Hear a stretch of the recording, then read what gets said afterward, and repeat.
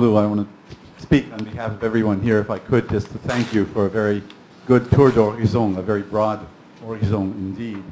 My name is Richard McKee. I was the political counselor at the United States Embassy in Ankara in December of 1996 when the customs union between the European Union and Turkey was signed. And I remember the champagne celebration at the Foreign Ministry in Belgrade very fondly, because that's something that the United States supported then and supports now, as President Obama made clear both in Turkey and in Cairo. I agree with you fully that religious elements are part of the reason that Europeans are reluctant to grant full membership in EU to Turkey, but I would suggest that there are two others. One of them is that the Turks or the Turkish citizens, Kurdish and Turkish, that most Europeans know, some of them are skilled workers, but many of them are in fairly menial occupations, and so therefore I think there is frankly a class element that comes in there, which is reinforced when Turks live in neighborhoods in places like Berlin and Amsterdam, which are overwhelmingly and almost exclusively Turkish. The other point is simply that Turkey has, what now, 75 million people. If the Brussels formulas were to be used with regard to economic assistance to underdeveloped nations, that fund would be bankrupt within a very short period of time. So I agree with you on the religious side, but I can see another cultural reason and certainly economic reasons why Europe is reluctant to join fully with Turkey. Can I take a few questions, please?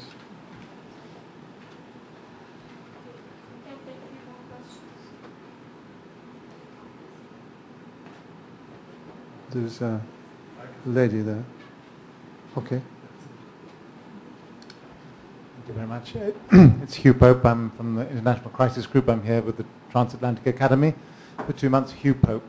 And I wanted to ask you if you personally felt that Turkey had a special role to play in this partnership between America and the Muslim world that you outlined, and whether you got any indications of that from your meetings in Washington. Thank you.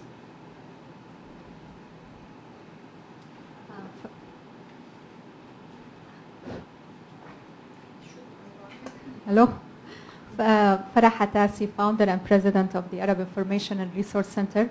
On behalf of all the Arab and Muslim community, I would like to thank you so much for coming out and reaching out to Americans and give a very different points of view about Islam, because Americans here tend only to hear one half of the coin and hear only voices of extremists, and I'm so glad that you are here and reaching out to prove to Americans that Islam played a constructive, not destructive role in all nations, not only Western nation, in Far Asia and everything. I just would like to ask you one question. It seems even though, all of these efforts from the current US administration, and we have the first President Barack Hussein Obama leading the most powerful power, in the world, still there is a fear among Americans. And if you read the latest polls, a lot of Americans hold very unfavorable views about Muslim and Islam.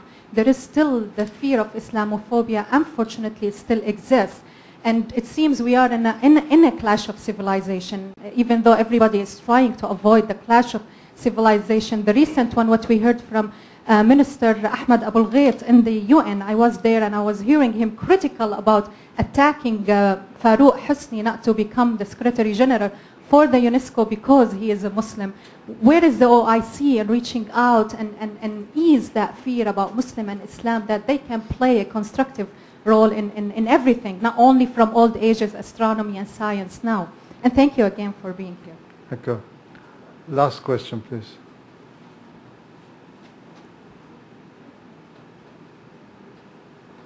My name is Hadi İhsanoğlu, and I'm a master's student at George Mason University.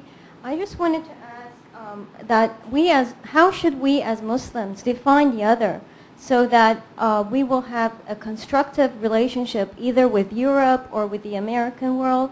Because in your speech, what I gathered was you emphasized the fact that Europe does not want Turkey, but as if Turkey wants to get in. It depends on Europe to accept or reject Turkey.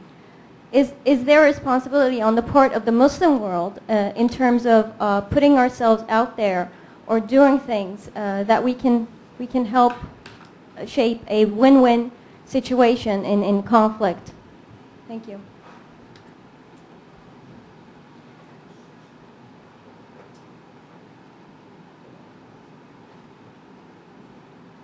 Thank you. Thank you for your kind words, and thank you for the very pertinent questions. Well, I agree with you, Mr. McKay, that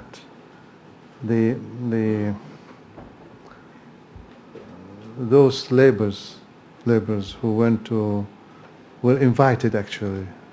They don't volunteer themselves. They were invited to Germany.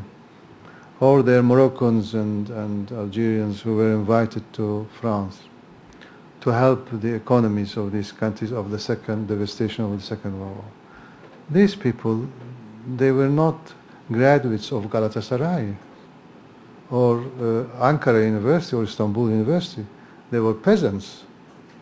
And these peasants will have the same problem of adaptation if they move from Kars to Ankara or from Bursa to Istanbul. So this is a fact, and I think this is not. And you are not admitting Turkey for 5 years. You will admit Turkey for forever. So when you look now, you go to Germany and France and whatever, you find that second generation. I had the dinner yesterday with some congressmen and staffers of congressmen. Second generation, they are very bright, and you cannot mistake them. They speak perfect American English. And in England you find the same among the second generation of Indians, Pakistanis, Bangladeshis. And it's the same in Germany. Some of the best writers of German are Turks. Some of the best cinema producers are Turks. Some of the best composers in Germany are. So I really don't buy that. This is said, but this is said, and this is the face of it. Now the first generation is almost getting out from the scene. You see, naturally this generation will be longer there. The second point, it looks challenging, but it's the same, because Turkey now is the 6th biggest economy in Europe. So 70 million people, not a burden for Europe. It's an